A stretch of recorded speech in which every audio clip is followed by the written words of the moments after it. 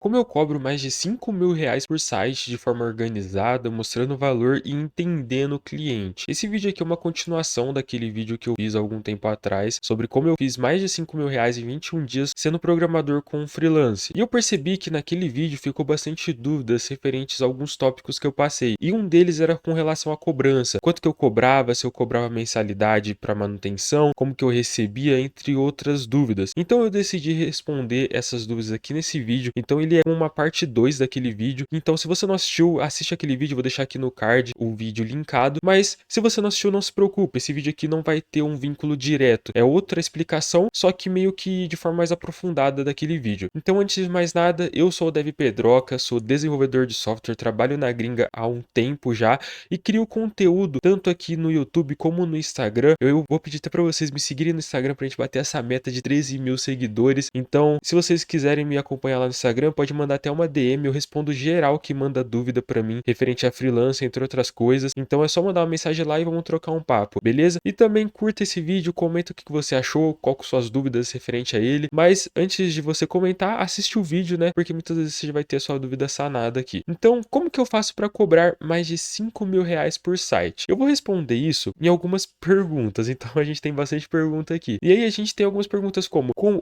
e aí a gente tem algumas perguntas aqui sobre como cobro manutenção, né? Se cobro manutenção mensal, só mão de obra, se o modelo 50%, né? 50% no começo, 50% no final é o melhor modelo, como que eu faço para receber se eu tiver muitos clientes. Então eu vou responder todas essas perguntas para você e junto com elas responder como que eu faço para cobrar esse valor. Então vamos começar. Eu cobro manutenção mensal? Eu cobro só mão de obra? Então é assim. É uma dúvida que vocês têm que pensar o seguinte: você tem que entender o tamanho do projeto. A primeira coisa que vocês têm que entender é se o projeto faz sentido ter uma cobrança mensal ali, né? Ah, por quê? Muitas das vezes o cliente não vai ter essa necessidade. Às vezes é um site simples, alguma coisa, então vocês têm que entender isso antes de colocar, né, essa ideia logo de cara, né, essa questão de cobrança mensal. E outra, qual que é o sentido de você cobrar o cliente mensalmente? Ele vai te pagar manutenção? Você tem que entender todos esses pontos. Então eu até coloquei aqui, entender o tamanho do projeto, o cliente é um cliente potencial, porque muitas das vezes, como eu comentei no outro vídeo, quando você tem um cliente potencial, você pode cobrar um valor dele de um projeto, só que ele vai te dar um retorno grande no sentido de que ele vai trazer outros projetos para vocês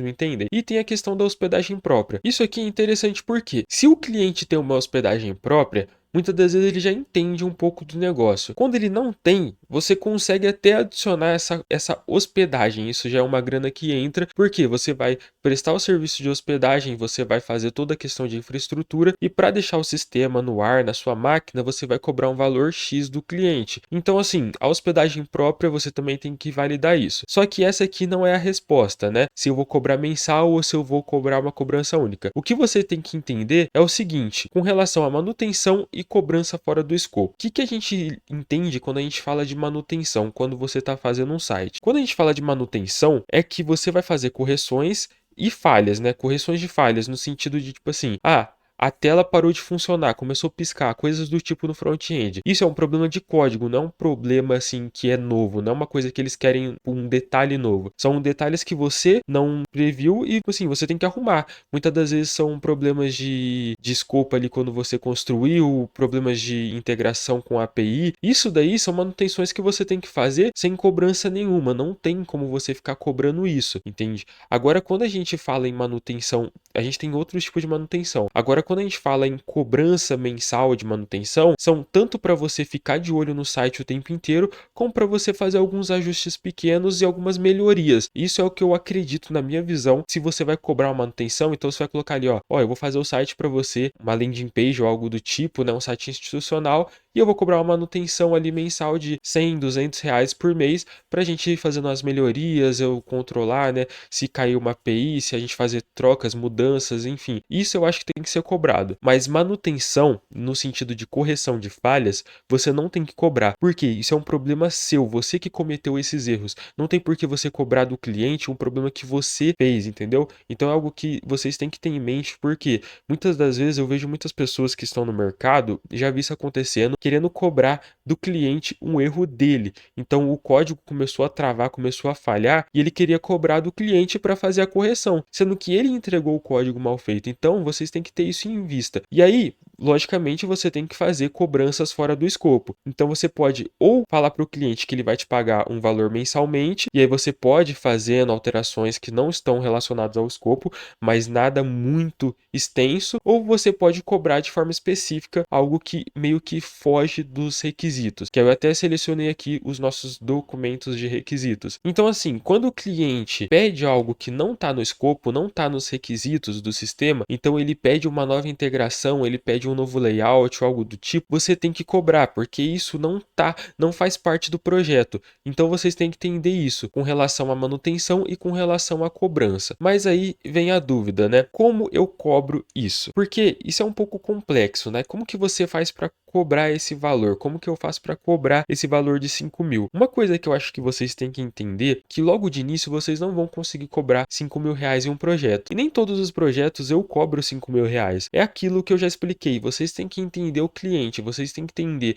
se um cliente é um cliente potencial, se ele é só um cliente passageiro, né? Porque muitas das vezes você tem um cliente ali que é o dono de uma lojinha de esquina e ele só quer ter um site, cara. Ele não quer se preocupar com mais nada, ele não quer ter um sistema de integração com pagamento, ele não quer ter nada disso, ele não quer ter um sistema de gestão do projeto, ele só quer ter um site para o pessoal acessar ali, né? Ter um SEO bacana e o pessoal conseguir ter o acesso da loja dele. Então, assim, você não vai conseguir cobrar 5 mil de todos os clientes, mas você consegue mostrar valor no que você está fazendo o correto, fazendo o levantamento de requisitos, que eu já falei, já bati o martelo nisso diversas vezes, porque o levantamento de requisitos, ele é muito importante, porque você tem tantos requisitos funcionais, requisitos não funcionais, e com base nisso, nesse levantamento, você consegue entender o tamanho do projeto, quanto tempo esse projeto vai levar, quanto que esse projeto custa, né, tanto para a empresa quanto para você, porque você tem que levantar esses dados para você ver, faz sentido eu cobrar 5 mil reais para um projeto que na verdade não vai pagar quase nada para o cliente? Então assim,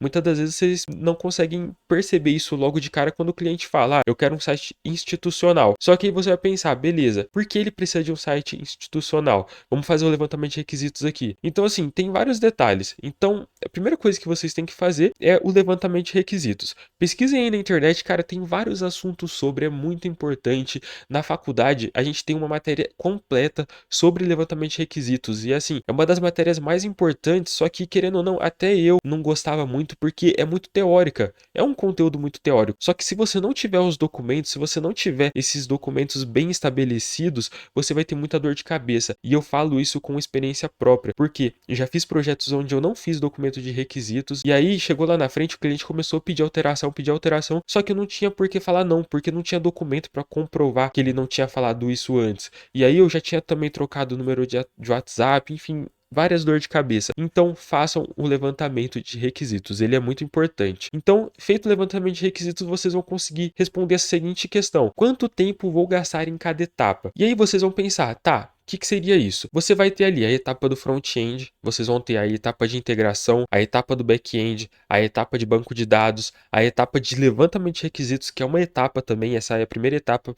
apesar de vocês fazerem ela de forma gratuita. Por que eu falo gratuito? Porque vocês têm que fazer isso por conta própria, né, logo de início. Isso é um tempo, né, que você gasta fazendo isso. Então, assim, toda a estrutura do projeto você tem que definir o tempo. E aí, nesse caso, eu até recomendo vocês usarem o chat GPT. Vou até colocar aqui, ó, para vocês. Eu, por exemplo, uso bastante o chat GPT para me ajudar nessa etapa, para ver quanto tempo mais ou menos eu vou gastar. Só que depois que você começa a fazer vários projetos, você começa já a ter uma noção, né, dependendo do projeto, se é um site mais simples, se é um sistema um pouco mais complexo, quanto tempo você gasta para cada projeto. Então, assim, entendeu quanto tempo você vai gastar em cada etapa, você começa a separar os custos para cada etapa. E é aqui que brilha, é aqui que você consegue fazer o jogo virar. E quando eu falo isso é porque quando você separa os custos para cada etapa e mostra isso para o seu cliente, você consegue mostrar valor. Você consegue mostrar para ele que o dinheiro que ele está gastando tem um sentido, não é só 5 mil reais sendo jogados ali e entregados tipo, em um site. Ele tem que entender o tipo assim, o que você vai fazer, entendeu? E eu até coloquei aqui o que a gente chama de composição técnica do projeto. Isso aqui é uma firula, assim, vocês não precisam usar esse nome, mas aqui eu separei meio que de forma superficial quanto mais ou menos o projeto em si seria gasto, onde esse custo ele iria entrar. Então a gente consegue ver aqui que o levantamento de requisitos e planejamento, a gente gastaria uns R$ 800, é o tempo, né? Então, pô, você gasta R$ 800 para fazer isso aqui. Mesmo o levantamento de requisitos sendo a primeira coisa que você fez, ele tem que entrar nessa composição. Aí a gente tem, desenvolvimento do front-end. Vamos dizer que ele é uns 1.800 ali. Mas não, o front-end ele é um pouco mais complexo na minha opinião, porque eu vou fazer todo o design e não vou usar nada de IA, vou tipo, fazer todo o Figma. Então, beleza, você pode subir aqui para 2.000, né? Você que define isso. Desenvolvimento do back-end, 1.600. Não, o back-end é um pouco mais complexo que o front-end, porque cada projeto é um projeto. Isso aqui eu tô colocando, é só um exemplo, só para vocês entenderem. Aí a gente tem aqui integração, e quando a gente fala de integração, a gente tá falando de integração de API externa, de pagamento, entre outras coisas. Na integração, vou gastar ali uns R$ 500. E a gente tem os testes, ajustes e a parte do deploy, que vai uns R$ 300. Pô, feito isso aqui, bacana, perfeito. Você entrega para o cliente no seu documento ali no seu documento financeiro. A gente não chama necessariamente documento financeiro, é quando você entrega a proposta para o cliente. E isso aqui você não entrega junto com os documentos de requisitos, logicamente. O documento de requisitos é um documento e a sua proposta que você vai entregar para o cliente é outro documento. E é interessante que quando você for fazer essa proposta, você faça lá com o valor certinho, faça essa separação em uma tabela, porque quando o cliente lê isso aqui, ele vai ver valor, porque ele vai entender que o projeto tem um valor, tem um significado. Não é R$ 5.000 cheio na sua mão. Não. Tem R$ 800 aqui, tem 1.800 aqui, tem 1.600 aqui. Então, assim, ele vai perceber que tem toda essa separação de valores e isso agrega muito na entrega do seu projeto. Quando eu tô cobrando meus projetos de R$ 5.000, R$ 6.000, até mesmo projetos de R$ 2.000 ou de R$ 1.000, eu já cheguei a cobrar projeto de R$ 1.000, tá? Isso não é porque eu faço projetos de R$ 5.000 que eu não faço projetos de R$ 1.000. Eu faço a mesma coisa. Eu separo, nem que seja de forma mais simples, eu faço a separação do levantamento de requisitos, do momento do front-end. Mas aí falta aqui, faltou o banco de dados. Então você pode colocar aqui, banco de dados, né? Então, colocar aqui, banco de dados. E aí, sim, banco de dados eu cobro quanto? Banco de dados é, sei lá, R$ 200, R$ 400.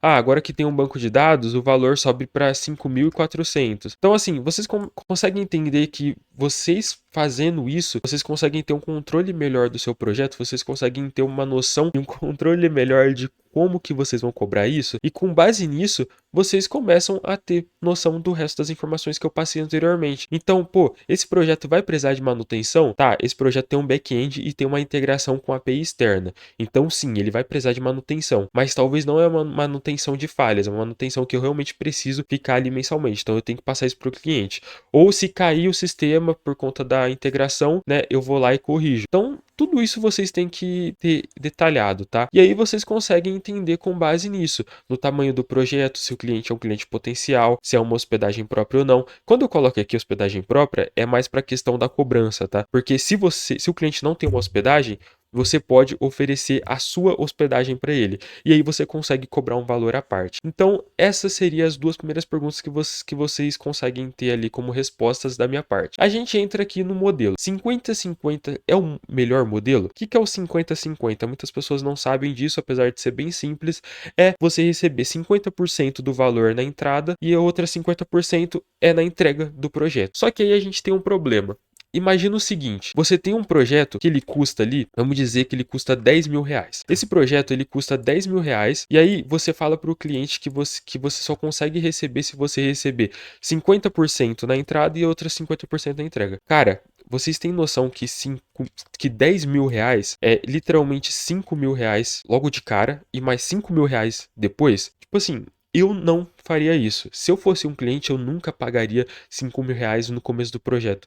Eu não sei se aquela pessoa vai realmente fazer o projeto. Eu não sei se ela vai me bloquear, enfim. Mesmo que eu entre na justiça, isso é uma dor de cabeça extrema. Então, assim, 50% e 50% é bom, eu já fiz assim projetos, só que você tem que entender o momento do seu cliente, você tem que entender o seu cliente. Então assim, se você vai fazer um projeto de R$ 10.000, você tem sim que ter a opção de, digamos assim, você tem que ter a opção de até mesmo parcelar esse projeto. Parcelar em 5 vezes, em 3 vezes, em 6 vezes, não importa. Nem que seja no Pix, nem que seja em alguma plataforma como o Asas, enfim. Você tem que ter essa opção, porque 50% na entrada e 50% na a entrega é uma forma, mas não é a melhor. Isso varia muito de cliente para cliente. Tem cliente que vai te pagar à vista logo no começo, tem cliente que vai chorar para pagar só no final, porque eles querem ver o resultado. Então não tem como falar que esse é o melhor modelo, tá? Porque muitas das vezes ele não vai ser o melhor modelo, isso vai depender do seu cliente. E aí a gente entra na quarta e a quinta questão, que é como eu faço para receber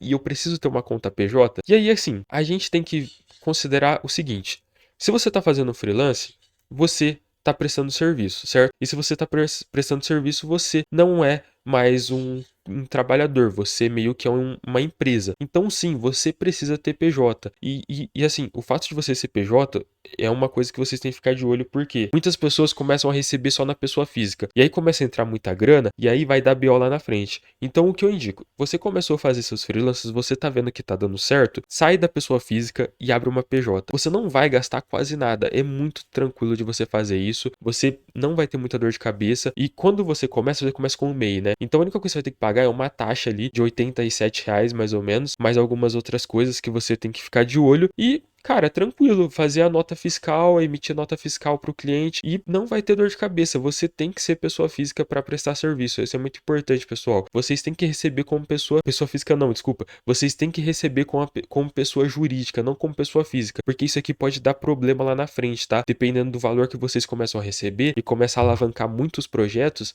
isso aqui pode dar BO. E aí eu coloquei até aqui NF, para quem não sabe, NF é nota fiscal, né? Então você gerar nota fiscal não só para o cliente, mas para você é muito importante, né, desses projetos que você faz, né, desses projetos que você constrói, para lá na frente, quando vocês forem gerar os impostos e tudo mais, terem todas as notas certinhos pro leão não pegar o 6 e cortar toda a verba. E assim, aí eu coloquei aqui no terceiro, eu acho que vocês não vão entender muito bem, mas eu coloquei aqui o Asus, o Stripe, o Abacate Pay, tem o nosso querido Abacate Pay aqui do pessoal aqui do Brasil. Mas por que eu coloquei eles? Porque são formas de você receber essa grana. Então se você quer automatizar, né, começa a ter uns projetos um pouco mais avançados e você quer automatizar todo esse processo, vocês podem usar tanto o Asas como o Stripe, como o Abacate Pay. O Asas ele é muito bom para receber pagamentos no Brasil aqui em parcelas, até mesmo em boleto vocês conseguem parcelar e ele tem e vocês conseguem meio que adiantar o pagamento. Eu já recebi aqui no Asas e eu precisava do dinheiro meio que nas pressas, então